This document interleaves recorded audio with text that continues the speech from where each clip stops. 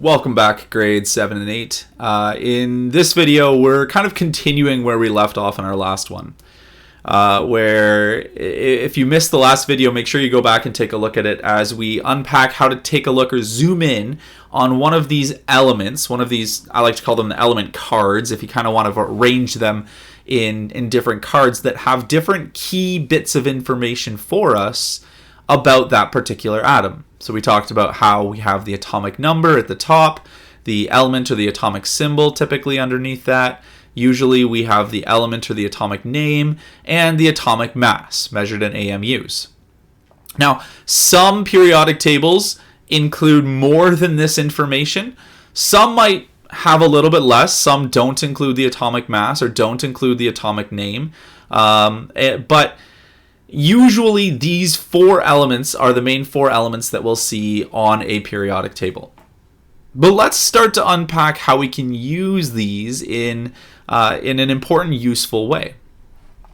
So first of all, when we're taking a look at the atomic number is the number of protons. Always. And so this is one of the number of protons is so unique and so special when it comes to an atom that it is the main way in which they are arranged on the periodic table. And you'll notice that there are no two elements that have the same number of protons. If an atom has one proton, it's hydrogen. It's the first element on the periodic table. If it has two protons, it's helium, the second element on the periodic table, and so on and so forth. And so up to this point in time, we have discovered elements that have anywhere from one proton in them all the way up to 118 protons in them. And when you start to understand that a little bit, you can start to understand a little bit more about why Dmitri Mendeleev, in his first unpacking or his first understanding of the periodic table, why he realized that there must have been some gaps. As he was arranging them and as he was trying to figure out what went with what, he realized that, if I have an element that has 27 protons and an element that has 29 protons, well, there has to be something in the middle that has 28. We just haven't maybe discovered it yet. Actually, this is also another interesting one where back in history, back in medieval times, there was a group of people called alchemists. And one of the key things that alchemists really wanted to do or to understand or unpack was how can we take much less valuable things and turn them into more valuable things. Usually it was how can we take something and turn it into gold. And one of the things that they tried to understand or to unpack as a way of doing that is turning lead into gold. Well, if you take a look at the periodic table, lead is actually pretty close to where gold is on the periodic table. And the main difference between lead and gold is only a couple of protons. And so if those protons, those number of protons could be changed, you would technically, theoretically, have a completely different element, but they can't. Otherwise, we could just go around taking something and turning it into other things all the time. And although we can do that with molecules a little bit more, not so much with atoms. Another thing to understand when we're reading that is that atoms, just on their own, we generally want them, or they are generally balanced, we say, or neutral. And what that means is that the positive side of the atom, which we learned in a previous video is the protons, has to be the same as the number of the negative side of the atom, or the electrons. So when you start understanding that, the protons and the electrons, the positives and the negatives, have to be the same.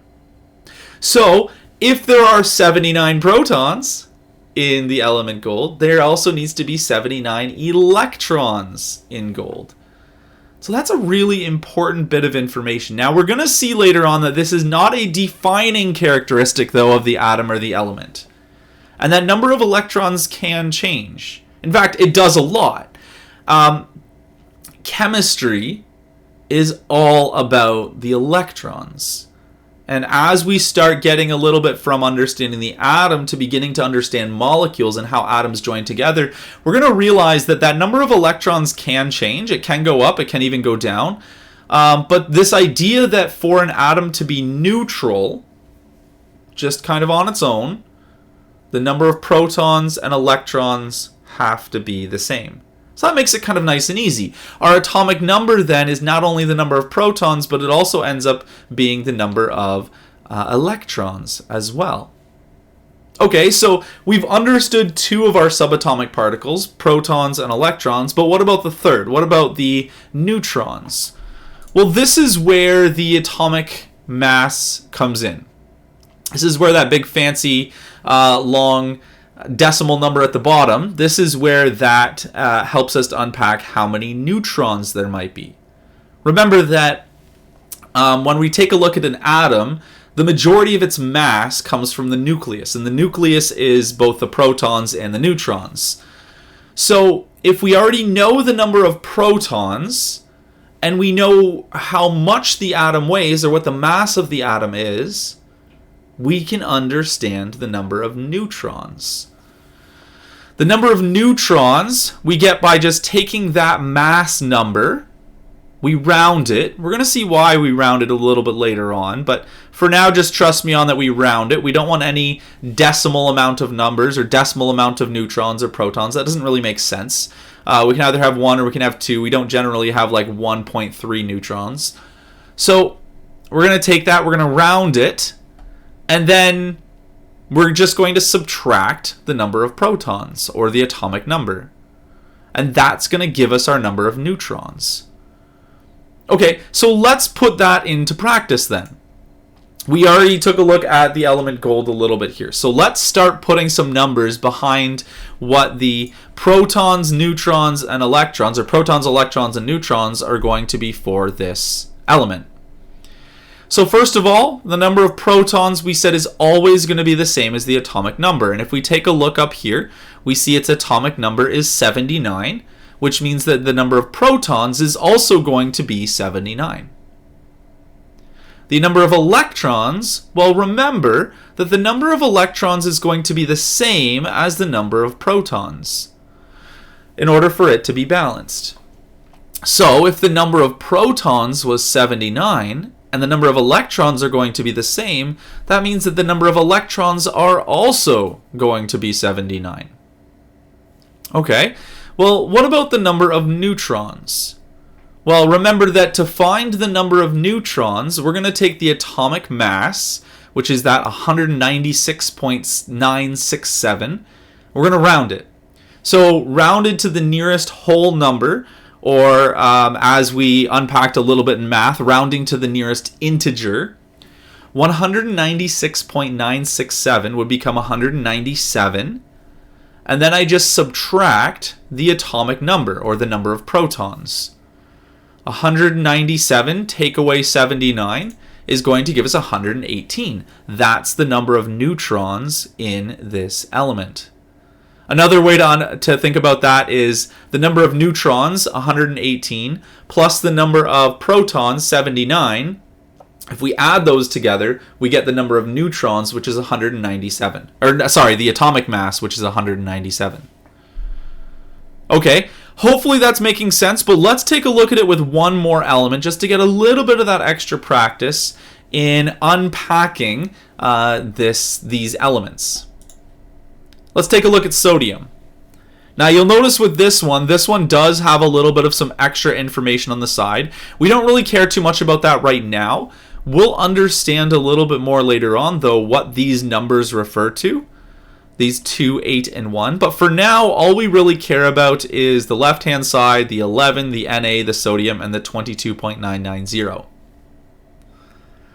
So let's try to do the same thing we did with gold, but now with sodium. Again, this is another one where the symbol seems to kind of weirdly not match with the name, but we talked about why earlier on.